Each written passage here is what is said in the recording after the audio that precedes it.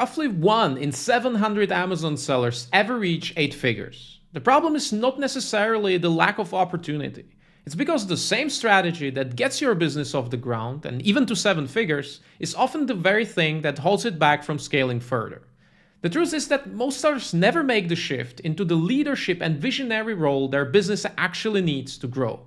In this video, I'll show you how to build a business operating system that will help you drive your brand to 8 figures. It's how you finally get out of the day-to-day, step into the owner's seat, and focus on what actually scales. I understood the power of a proper operating system while scaling our own brand, Elixir Glassware. It took us over 4 years to scale to 10 million in revenue and successfully exit. Here is a screenshot of our best month where we did nearly 2 million in sales. Since then, I've helped over 100 other businesses build and install their own operating systems. For example, Rico, who went from 2 million to 5 million in 1 year, Ben, who built a team and quickly doubled to nearly 2 million, Natalia, who delegated supply and operations and is now on her way to 4 million, or Job, who is on track to hit 12 million in sales this year. There are plenty more stories like these, and you can actually watch many of them as full case studies on my channel. But the reason I'm telling you this is because it took me 8 long years to connect all the dots. I figured it out the hard way, so you don't have to. Now, before we dive in, let me be clear about something. I'm not going to tell you how to find your next winning product. We are not talking about the latest hacks or ranking tricks. This is not a video for beginner sellers chasing shortcuts. This is for real business owners who are already doing 6 or 7 figures, but who want to scale further, faster, smarter, and without burning out. So let's get into it. Most Amazon sellers are stuck in what I call the operator trap. They are running their 7-figure brand like it's a side hustle. It's when you are in the middle of everything, juggling tasks and putting out fires all day long. And if you are still running your business in this chaos mode, you are going to get left behind. Because in the age of AI, it's not just inefficient, it's a losing strategy. You're stuck in execution mode, constantly doing the work instead of stopping to think about how to do it better and faster. Not to mention that you likely won't have the time and capacity to try anything new, so you end up chasing tricks and tweaks, hoping for a 5% bump here and there like most sellers. But let's be honest, that's not how you get to 8 figures. In this video, I want to change how you think about your business. Because thanks to AI, where automation, speed, and scale are the new playing field, the sellers who win won't be the ones working harder. You are not the operator anymore. You are the architect, the engineer. You are the one transforming your business into a well-oiled machine, a systemized, streamlined operation where every part works together. Not because you touch everything, but because you design it to run without you. And that's the shift. From operator to owner. From doing the work to building systems and a team that does the work. I'll walk you through the evergreen frameworks to build a scalable business. So let's begin. All right, let's build an 8-figure business operating system. So first of all, why do we even call it an operating system? Well, think of it like a computer or any other device like your phone. You need an operating system to control it, because without an operating system, it's just raw parts, so it might be powerful, but unusable. And the same goes for your business. You need the right operating system to unify how things are done, to gain visibility and control, and overall to turn your business into a predictable and scalable machine. And that is why for most sellers, their business feels completely chaotic, confusing, unpredictable, and hard to control, because they never installed the right operating system. They never really took the time to stop and think about how they do things and how they run their business in the first place, because they are too busy running the business. So in this video, I will show you the 3 steps to build and install your operating system. Because the goal here is to transition from being the operator in the middle of everything to becoming the owner. And my favorite business analogy is that you are a captain. As a business owner, you are the captain of your ship. And in this context, as the captain, you shouldn't be the one running around fixing sails and scrubbing the deck, right? That is the operator. You need to be the captain who steers the ship, who is behind the steady wheel with a clear map and the crew that knows what to do. Because this analogy is extremely useful explaining all of the frameworks, and I personally find it easier to remember when we have something like this. So bear with me. And that's exactly what the business operating system gives you, right? It helps you to turn all of the chaos into a coordinated journey. So the first step in our roadmap is developing systems, systemizing the business, building the engines. A lot of people want to start by hiring. They ask me like, Michael, I need help, so why shouldn't I just hire someone right away? The thing is that if your business is chaotic, hiring someone new, bringing someone new on board only multiplies the chaos, right? So we need to bring the chaos, tame the chaos first before we bring more people into it, because it would otherwise make things only worse. So systems are there for clarity, consistency, and control. We have two types of systems. We have maintenance systems. Those are maintenance engines, so your ship does not sink. And we have our growth engines. So your ship goes faster. In the context of our business, of course, the maintenance engines is everything that keeps the business running day to day. And your growth engines are anything that pushes the business forward, that grows it, that increases its revenue. Now, in the context of an Amazon business, all of the maintenance engines are supply and inventory, marketplace operations, customer service, right? Very high level. And all of the growth engines, product development, and marketing. Now, when we take a closer look, of course, supply chain and inventory, that's managing stock levels, ordering, logistics, the marketplace operations, all of the day-to-day, admin tasks, all the marketplace workflows. We all know what Amazon requires you to do in Seller Central to keep things running. And of course, customer service, keeping our customers happy, replying to them, refunding, resolving issues. Our growth systems, product development pipeline, researching, designing, launching, and marketing, of course, driving traffic, optimizing your listings, running ads. So you get this idea, right? Maintenance keeps the business running, and growth systems helps us to grow it. If our maintenance systems are not running properly, growth systems don't matter, right? The maintenance systems need to be running well in order for us to be able to even grow the business. Because let's say if you don't have any stock, you can optimize your listings as much as you want, but your ship will sink, so it doesn't matter how fast the ship goes. That is an important distinction. Maintenance systems always the priority. Unless they are working very well, we can forget about the growth systems. Now, we will be talking a lot about systems, processes, SOPs, so it's important to actually clarify the terminology and how all of this works, right? It's very simple. We have systems at the top of everything. That is the high-level view. That is the systems that include multiple processes. Essentially, a system is a series of processes. And a process consists of tasks and decisions. So it would look something like this. A system consists of two processes, and each process has different tasks and decisions within them.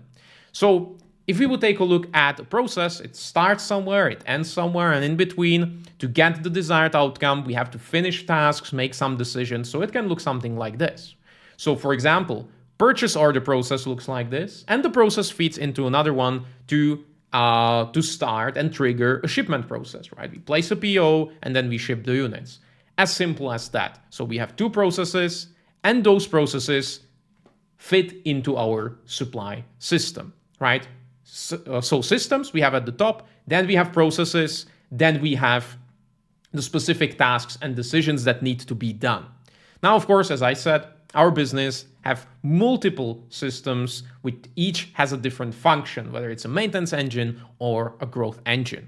So to summarize, system, set of interconnected processes. Process is a series of tasks and decisions. And when we talk about SOPs, standardized operating procedures telling us how to do something, those go for specific tasks and decisions. That is the step-by-step guide, right? People tell you need to have SOPs. So that goes for specific tasks within a process, right? That help us finish a task or help us make a decision. Right? So this is very straightforward, and this will now help us to be on the same page where I talk about, systemizing, when I talk about developing processes.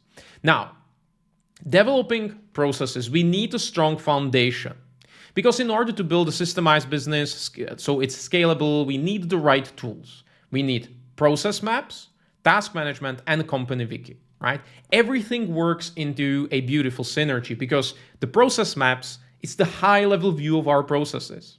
Right? We need to see how everything flows. What are the tasks? What is the sequence? right? And we can visualize this using Miro. Miro is my favorite for this. It's very seamless to use it, very convenient to actually create and visualize what are we looking at high level.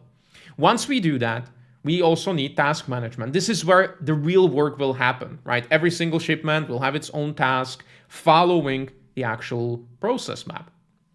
And lastly, we need company wiki. I personally use Notion. I also recording this video in Notion. It's extremely useful. Their AI is amazing to have all of the SOPs, resources, all of the team knowledge, the plans, everything into company wiki. That's where the knowledge is stored, right? And everything is connected. Everything works nicely together. So we need to install these tools in the first place to then create the actual processes, the actual workflows.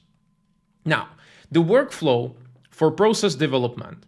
Of course, this is a deep topic and I have videos on my channel talking about this in a lot of detail. So I will go through this, but if you really want to dig deeper, I highly recommend to watch some of the other videos. I will link them in the description because we don't want this video to be, 5 hours long. But the workflow for process development looks something like this. We have five steps, right? We start by clarifying the objective, defining the why. Why are we even doing this? Then we map out the workflow, what I said, the process map, right? This really helps us to understand where it starts, what triggers it, how do we know it's over, what are the key decisions in the workflow. Really high level, breaking it down into phases, tasks, and decision points. Then, and this is important, we streamline the steps. We take a look at the map, what are the different tasks and decisions, and we think about automation, right? How can we use AI? How can we automate? Can we create templates, right? We think how to make this as seamless as possible so we require minimum input to get the desired outcome, right? Identifying the steps, going one by one. Can I use a template? Can I use automation, Zapier? Can I use AI to help me do that? Streamlining the steps, looking at it one by one.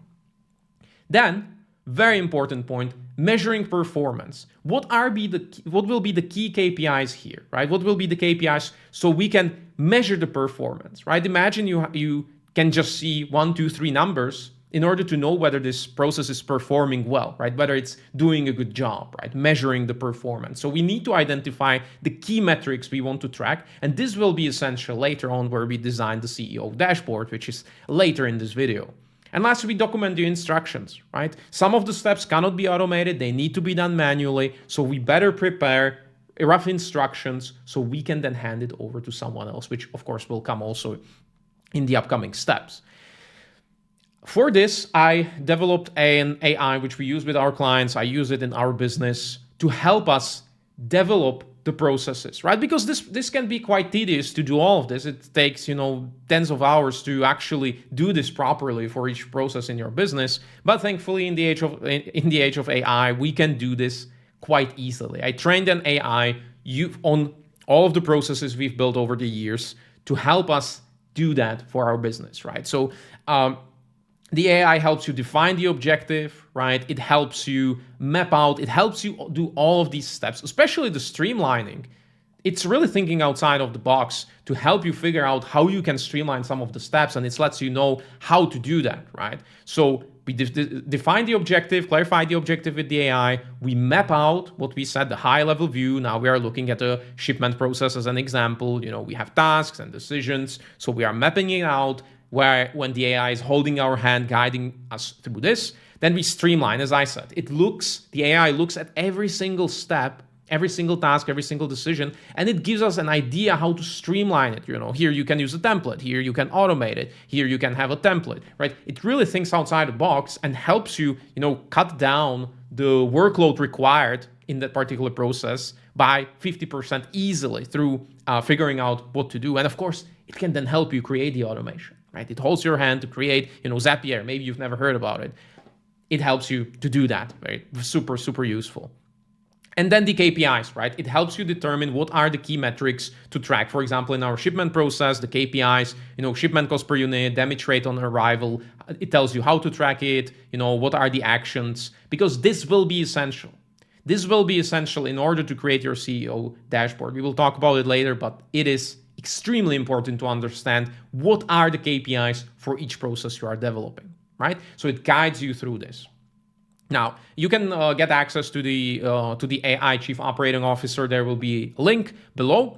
And once you do that, once you have the finished process, right? This was an example for one of the processes, the supplier shipments. You have the company wiki instructions. You have task template for shipment in Asana in your task management, and you have the high level workflow, right? So this is the stack. Now we built one process, right? It can take 5 to 10 hours to build one process.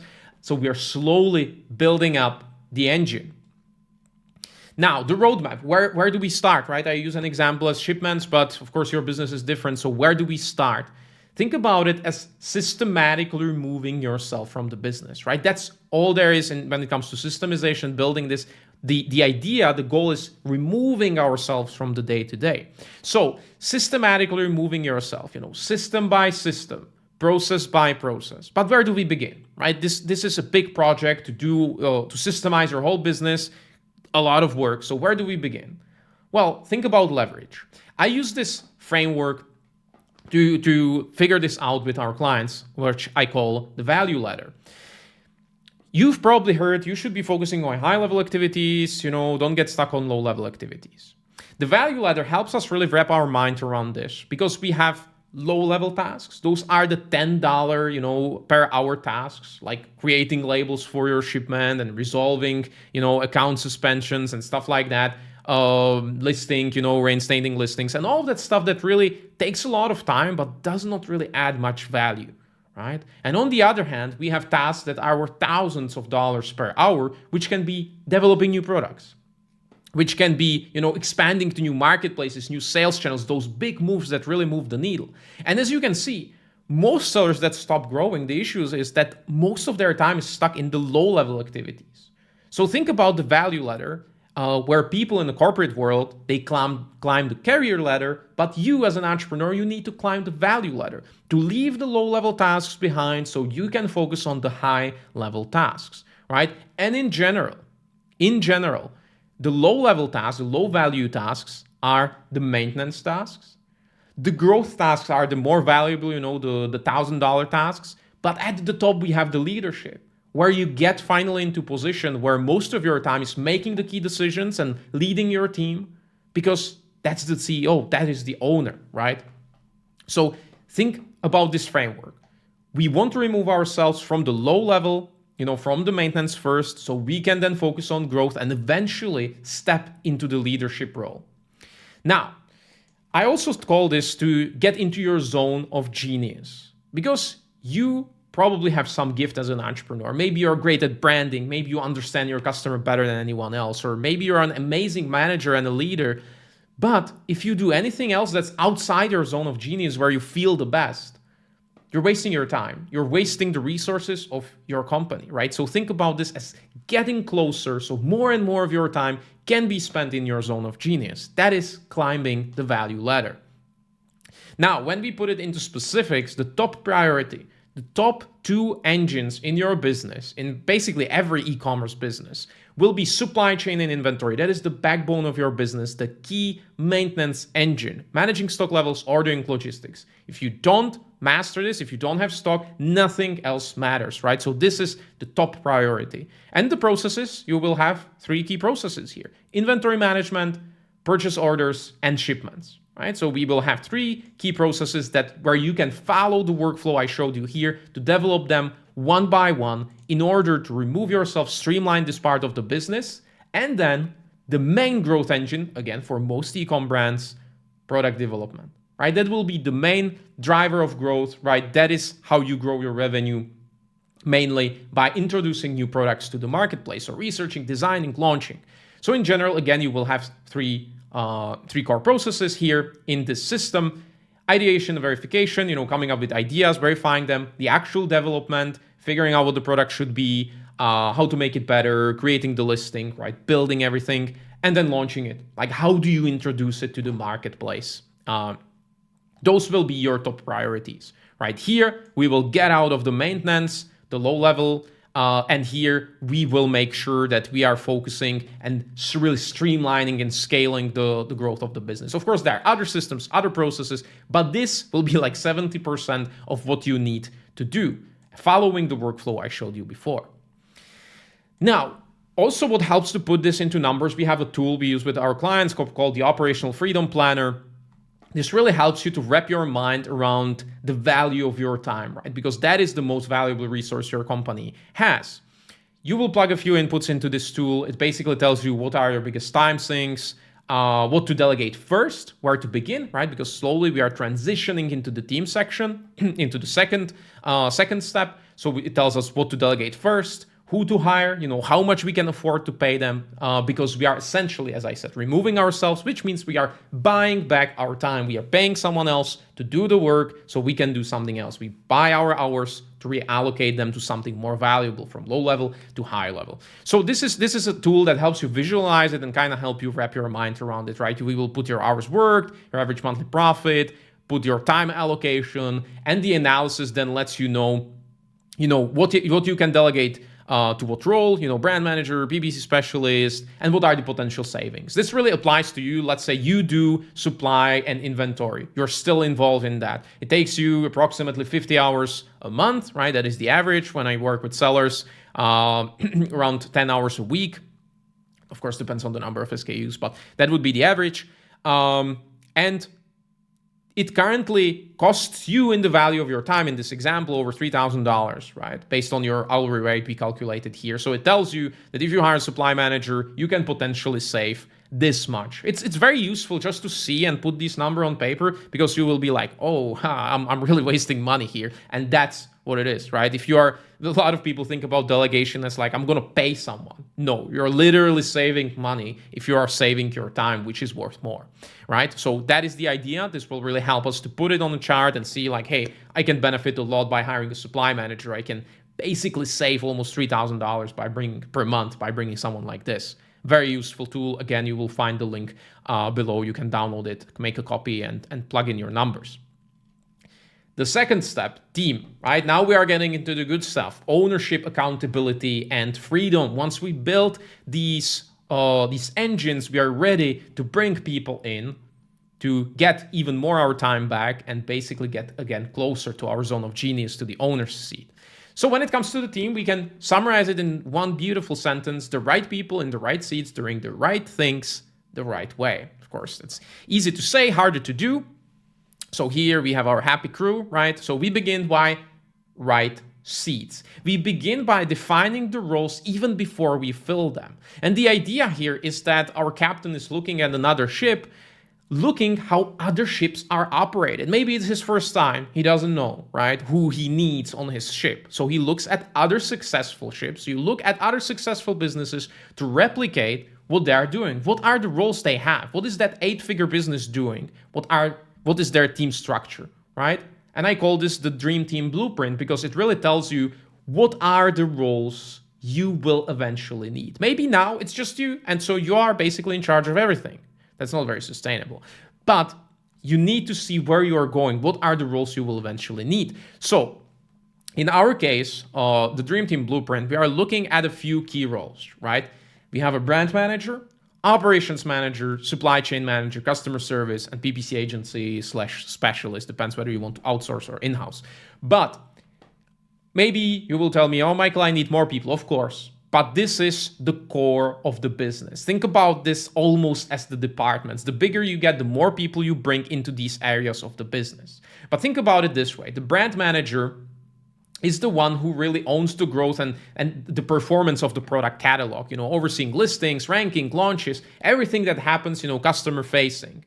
The supply chain manager is responsible for the inventory forecasting, purchasing, logistics. So we see here that the brand manager is communicating with designers, photographers, copywriters, while the supply chain manager is communicating with suppliers, freight forwarders, inspectors, all of that stuff, right? Then we have operations manager to help us keep everything running, right? There will be a lot of meetings, all systems, processes, a lot of deadlines, projects. So he's managing the chaos, of the business, and also managing the customer service agent, potentially the PPC agency, and he kind of holds everything together. And often the operations manager is a good candidate for a general manager to essentially help you remove yourself even from the management. So this would be the formula for the core of the team. Pretty much every successful business that reaches 8 figures has these people on board. Maybe they have our product development specialist and stuff like that, but that's just the person who's helping the brand manager, right? Think about it that way. As I said, those are the departments. On the right side, we have the logistics. On the left side, we have everything, the customer facing, the products, the listings, the campaigns, marketing. And in between, we have the operations manager kind of holding everything together so everything works nicely. Now, once we have the structure, we define the roles, we understand the seats, right? Now, we need the right people to attract them for those seats. So we need to attract and choose the right person for that seat. So it all starts by defining the role clearly, right? We talked about this operations manager, brand manager, but really defining it with as much detail as possible to really know what is the accountability, what this person will be doing, key responsibilities, day-to-day tasks, long-term projects. We need to be as specific as possible because that is the best way to attract the right person. Because otherwise, how do we know? If I say, I need a good brand manager, what does it mean? We don't know. So we need to specify it, right? What are the qualifications? Required experience, technical skills, soft skills, even the key performance indicators. How am I going to evaluate this person? What success looks like? A lot of information needs to be prepared in defining the role before we even start hiring. And again, we put everything together, I've learned over the years, put it into custom trained AI to help us, position details, accountability for these key roles, right? So the operations manager, the AI helps us to figure this out. And again, I have a very detailed 1 hour long video about hiring that breaks everything down. We don't want this video to be 5 hours long, so I will go briefly through this. And if you need more help, there will be a video linked in there in detail for hiring. Now, the AI will help us define the position. And once we do that, we're ready to start hiring, right? Now we have super detailed, 2 pages, exactly what this person will do. So we are ready to hire, right? And we will use the hiring funnel, pretty standard framework. At the top, we have a job ad to attract as many right candidates as possible. We don't want to attract random people, but we are attracting the right candidates.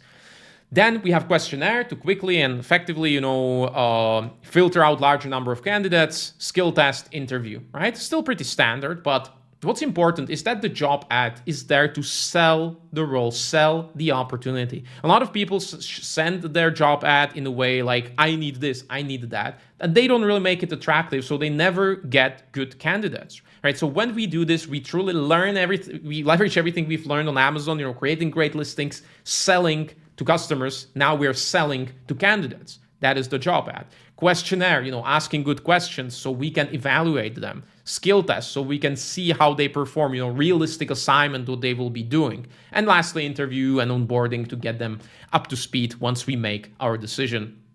We can use the same AI to do that. It writes really beautiful job ads that help you attract the best candidates possible. Because let me tell you, the people who are great, they have options, right? They are choosing, right? So you are choosing from a pool of candidates, but the good candidates, the top 10%, top 1%, they have opportunities. They are choosing from a range of job opportunities. So you need to make sure you stand out. That's why we have the job ad. Questionnaire, right? A lot of people create questionnaires that are easily answered with AI. So of course, we need to work around this to create a questionnaire, to ask the right questions. And lastly, onboarding them to make sure that they hit the ground running. Again, the AI really does most of the heavy lifting right here, saving a lot of time. Then we have the right seats, the right person. Now we want them to do the right things. This is transferring ownership, right? A lot of the times you will hear about accountability, right? Making sure that we transfer the ownership, that they actually, once they are on board, they own that part of the business. They own the process, the system they are involved in. And a simple framework is to always start with why when we are transferring ownership. Because the funny thing is that most people start on the other end. They start with the how. They have this SOP, hey, John, I need you to follow these steps, 1, 2, 3, 4, 5, click here, click there. And that doesn't really work very well because then we are just, turning them into robots, just checking off tasks. But we need them to own that. We need them to think about ways to do it, better ways, right? So we start with why. Accountability starts with why. Why this role matters, why this process impacts the business, why their decisions make a difference. Absolutely essential. If they get the why, and what, then figuring out the how, it's fairly straightforward.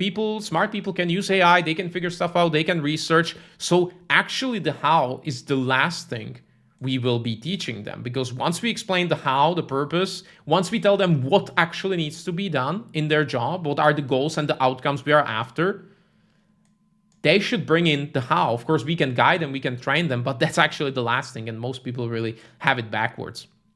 What also helps to build ownership, true ownership, is this little delegation trick called success statements, right? We are not just assigning tasks and telling you, hey, Bob, do this, do that. We define what success looks like, create 5, 8 success statements for that particular role. AI, again, can help us with that a lot. That ties back to the process we are delegating, of course. The success statement can sound something like this. I'm fully responsible for listing performance. I track, improve conversion rate, blah, blah, blah. This could be a great success statement for a brand manager. But the key here is that they evaluate themselves regularly. Start weekly, then they can do monthly. They evaluate themselves. You don't tell them like, hey, Bob, this is not true at all. You're not owning them. No, they're evaluating themselves. So they're even taking responsibility for the success statements. And they send you a report, I'm fully responsible for listing performance. And they will tell you it's partially true. Like, I don't feel fully responsible. And that's how you slowly move them and help them actually own this. So all of the success statements for the role, which is all about the accountability, the ownership, is fully true. That's how you shift it to them so they truly take it personally. This is up to me. This is my responsibility. I own this. Very important, right? So it really flips the dynamic. So they are not just reacting, waiting for feedback like, I hope this is going to be enough for my boss. No, they're fully looking at it and thinking how they can get better. Very important. Then we want them to do it the right way. We want to make sure that everyone stays on course. And this is one of the really most beautiful parts of the team management. The OKRs, objectives, key results, initiatives. A lot of people heard about this, but they really don't do a great job implementing this, because I think it can be quite confusing and overwhelming. But the way we break it down here and how we implement it in businesses, it's actually fairly straightforward, right? So we talked about building the processes, setting up the KPIs, right? So we have key performance indicators. Think about it as the pulse of the business, right? You're looking at it, you see numbers evolving over time, right? In every process, whether it's sales, whether it's the cost of goods, whether it's the cost per CBM, in shipping, whatever it is, you are tracking the performance indicators. When you see something that there is an opportunity to improve it, to grow it, you set an objective. The objective, based on the objective, you determine the key results to achieve in order to get the objective, which often the objective is to improve the key performance indicator. And lastly, you have initiatives. How are you going to achieve the key result? I will give you an example. So for example, the KPI is profitability of our best seller, the total profit, right? The current is $12,000 per month, and we want to grow to $15,000 per month. That would be setting the objective. Improve the profitability of our best-selling product by 25% in the next 12 weeks. Very specific objective, right? One of the key results, how we can achieve the objective, is to lower the ACoS, right? The second key result, how we can achieve the objective, is to increase the listing conversion rate from 12% to 15%. And how are we going to achieve the key result? Well, those are the initiatives.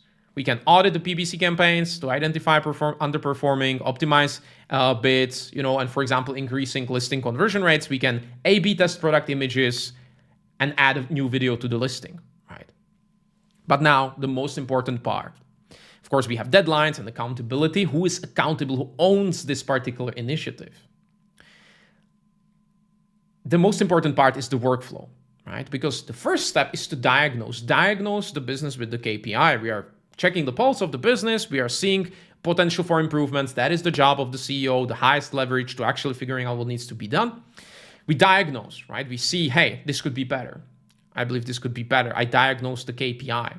Now, I also define the objective and the key result. I will say I want to improve the profitability of our bestseller, right? I'm defining the objective and the key results. I'm already thinking, hey, how can I actually achieve the objective? What are the key results I need in order to get there? Like I do the math, I take a look at it.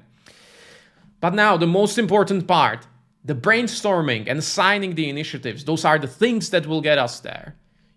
The team is responsible for that, right? The blue ones, where is the manager involved, but the purple ones, it's where the team is involved. So I will sit down with my brand manager and I will tell him, hey, our goal, our objective here is to improve the profitability of our bestseller. And I believe one of the key results we need to achieve is to increase our conversion rates from 12 to 15%. What do you think? How are we going to do this? And you will sit down and brainstorm together. Because the beauty of this, if they come up with the initiatives, it's then easier them to actually do it, right? Because they came up with it, it's their plan. So that's then easier to hold them accountable. And also, eventually, ideally, your employees will know more than you do. So they will tell you like, hey, Bob, I want to increase conversion rates from 12 to 15%. How are we going to do this? Tell me. And they will help you brainstorm the initiatives. Then the step 4 is the execution and monitoring progress, right? That's where your meeting rhythm comes into play. So you can have weekly meetings, monthly sessions to evaluate and set deadlines and see how it's performing, right? Bob will add a new video to the listing and start split testing the product images, and he will report results to you. And that's how you lead the team, right? You don't need to spend as much time. You're leveraging your wisdom and experience in business and passing it down to your team, and they are the ones figuring out the actual steps. And lastly, evaluate and iterate, right? After the deadline is done, we set in 12 weeks. 12 weeks are done, so we will evaluate, did we achieve this? Maybe we achieved to increase conversion rate. Maybe we didn't manage to optimize ACOS, on our product campaigns. So evaluate, diagnose again. So this would be the process, how to really lead the team and not just, assign tasks. Now we are leading, we are working together in order to achieve these, the specific goals. Now for this, also super helpful to have a strict meeting rhythm, right? I see this again and again that people have meetings where they're absolutely wasting time, right? Not productive, an hour-long call with every person every single week, absolutely useless. So we need to have weekly check-ins, very structured meetings, short, focused to stay on track, keep momentum, potentially have troubleshoot, and figure out the actions. That's why you're there, to help them troubleshoot, to lead them. Then monthly meetings to review performance, align on priorities, right? This is important to have structured meetings, weekly check-ins, 15 minutes, weekly meeting, 1 hour, to really review the progress on everything. Then when it comes to the agenda of these meetings, we want to always review the progress on the initiatives and use the IDS framework. This comes from EOS, identify, discuss, and solve. So the IDS framework is basically, are there any issues, right? If so, what is the real issue? Why is this happening? Why is this project not performing? Why did we get stuck? Discuss, that's where we put our heads together, figure out what to do, and solve, make decision, move forward. Very important to not drag things out, let's wait another week. No, we quickly, IDS framework, identify, discuss, and solve. And there needs to be a clear outcome of each meeting, who owns what before the next meeting. Because the idea is that the meetings should be there, status updates and problem solving. We are not just having a good time, having a chat about like, hey, look what I did. No. Is it working? Yes, no. If not, what we can do to make it better, right? Very to the point, very productive problem solving meeting. Now, the last point is strategy. We have the team, we have right people in the right seats. So we will talk about vision, setting direction for the business, and focusing on leverage. So strategy is about what to do, but also what not to do, right? Because what not to do is often the biggest distraction, right? Thinking like, hey, there's so many opportunities. This guy is crushing it on TikTok, this one is doing that. It's important to not only specify how do I want to get to my goal, but also what are the biggest distractions, right? This is something I'm not going to do, right? Very important to define both. And I can always like to ask sellers, what are you going to do today to get closer to your goal? Because if you don't have answer to this question, you don't have a good strategy, right? It really comes down to that. So what we will do is we will begin by defining our ultimate goal, essentially defining where we want to go. People often say with the team that they want to be on the same page, but in order to be on the same page, you need to have that page first, and this ultimate goal will be your page. So clearly defining the goals. What do you want to get out of the business? Do you want to sell it for a specific amount? Do you want to automate the business and work as little as possible? This ultimate goal should really think about the 2-3 year horizon minimum, right? So for example, my ultimate goal, which I still believe this will be the case for most people, they want to exit, right? Life-changing money. To have an ultimate goal, let's say like this: I want to sell my business for 8 million in 2 years. So I do the math, I put it out there to see what am I working with, right? 8 million assumed multiple. What is the required profit? What are my net margins? What is the revenue? Where do I need to go? What is my current situation, my current revenue, my current profit? And then I just put it down on paper like this, what am I doing right now? Around 200K per month, that's around 3 million per year in revenue. So a year from now, I need to grow around 80% and another year again by 80%. So it tells me exactly what it looks like year by year, month by month, roughly projecting. Of course, the reality will be different, but it's important to understand where am I right now and what do I need to do, year by year. If I had 5-year plan, I will map it all out. What do I need to do? Where do I need to get? By what point, right? Very important to map this out and really have a good plan for the business. Now, the next step is the prioritization, to figuring out how to get there, right? Because it's fun to see the numbers, but how am I going to actually achieve those numbers? The first step is opportunity analysis. Exploring all the possible ways to reach the goal. You can go crazy here, and brainstorm all of the growth opportunities. You heard about TikTok Shop, put it there. You heard about Shopify and expanding to Europe and UK and Walmart, put it all there. 20, 30, 40 ideas, put it all out there on the paper. Now, you will use the ICE framework. It's ICE because it's about impact, confidence, and effort. Impact is how much it moves the needle, in terms of revenue, if our goal is to achieve a certain revenue. Confidence, how sure am I that it's going to work? And effort, how much resources it will take. So then I look at all of the opportunities, what I'm thinking about, and I start evaluating. And I also like to add potential bottlenecks in terms of skill set, process, or labor. Do I have the skill set? Have I done that before? Or anyone on my team had the skill set? For example, I said that I could start driving external traffic with Meta. Have I ever done that before? No. Do I have anyone on my team who's done that before? No, so I don't have the skill set. Do I have the process? Is it something we've done before where I can already leverage the workflow I have? Yes or no? Do I have the labor? Do I have the capacity to do that, right? So that also helps to make the decision. But when it comes to the ICE framework, we calculate the impact. Again, we are estimating, we are calculating numbers. For example, people ask me how do I do that? So for example, if you are selling in the US and you want to go to the UK, use all the data you have, take a look at the marketplace, take a look at the search volumes, take a look at the market share you currently have in the US, and use the numbers to estimate the sales in UK. So if you have 10%, 15% of the market in the US, this is the search volume, this is the revenue, this is the number of competitors. You just have to be creative. And again, you can use AI to help you figure that out. So if I calculate impact, that expansion to UK could bring me around 300K in revenue, right? Then I evaluate whether I'm confident. For example, launching new variations, I'm highly confident. I know it's going to work, even though it has some diminishing returns. I know it's going to work. My confidence is high. When it comes to the effort, do I need to find new suppliers? How much work is required, With launching variations, I can use the same supplier, so low effort, high confidence, low effort, so this is a no-brainer, right? But in other cases, for example, expanding to Europe, I don't know the market, Germany, Spain, I've never sold there, so maybe I'm not as confident, and I know it will be more effort, register for VAT, new supply chain, right? So I evaluate, again, a lot of estimating, but it helps us to evaluate all the whole list, right? And really this phase is about exploring the possibilities and thinking creatively before we start narrowing it down, which is the next step, the evaluation.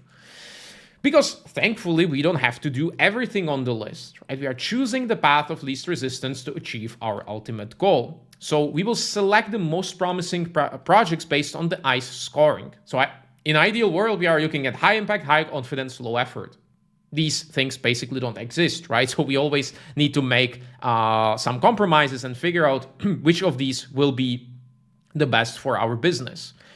And then we will set clear strategic objectives for the business. Where is the most leverage? Where I can see, creating new product variations, expanding to UK, good impact, good confidence, not as high effort, moderate effort, right? I have the skill set, I have the process, I have the labor. So basically, that's the idea, right? I'm choosing based on these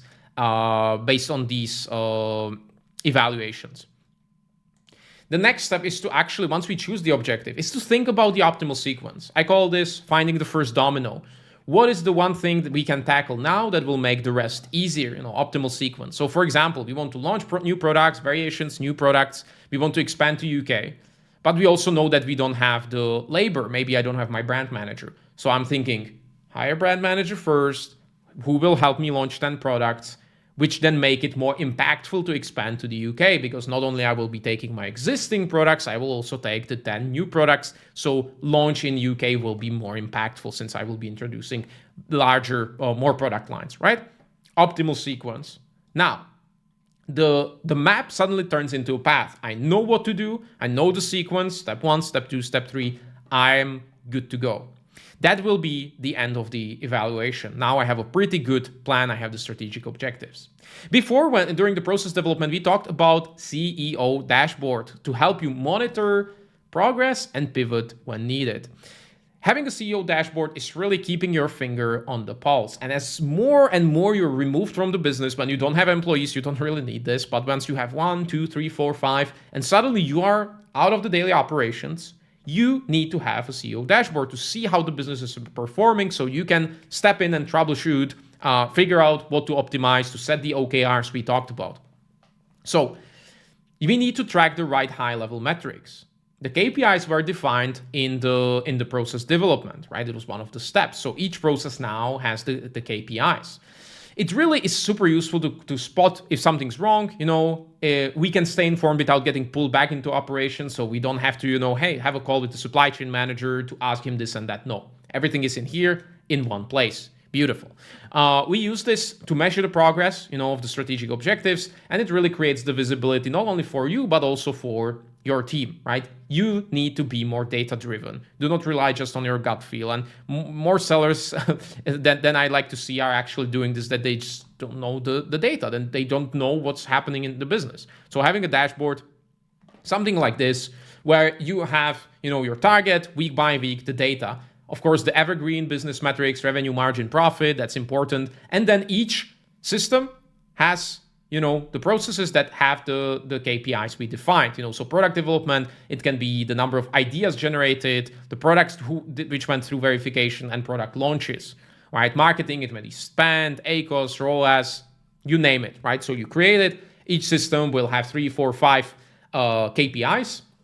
So your final dashboard has 20, 30 numbers that really tell you everything you need to know. I also like to highlight the strategic objectives, right? We said we want to expand new product lines. It's one of our OKRs, to bring new products to the market. So I will create a section for strategic objectives where I will bring in the most important, the lead indicators, from the system I'm actually trying to optimize. For example, in product development, I will pull in the ideas generated. So if I want 20 new product ideas per month, which is roughly 5 per week, then I can track, and my brand manager will fill in the number of product ideas he generated, and also track the number of products that made it through the verification, one step closer to being launched, right? Very important to have that.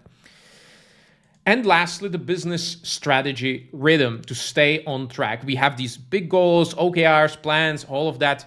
We need to be very rigorous about this. This needs to really run like a clockwork. We talk about the monthly review with our team to discuss the OKRs, the weekly check-ins, to review progress, pivot, to track progress, clarify actions for the next week. But it's important, the high-level planning as well. The yearly strategy workshop and quarterly strategy session, right?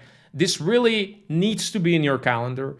when you sit down every quarter, look at the strategic objectives, look at the KPIs to set the initiatives, and create a quarterly roadmap, always thinking about the optimal sequence. And the same for the yearly plan. We are just doing it on a higher level.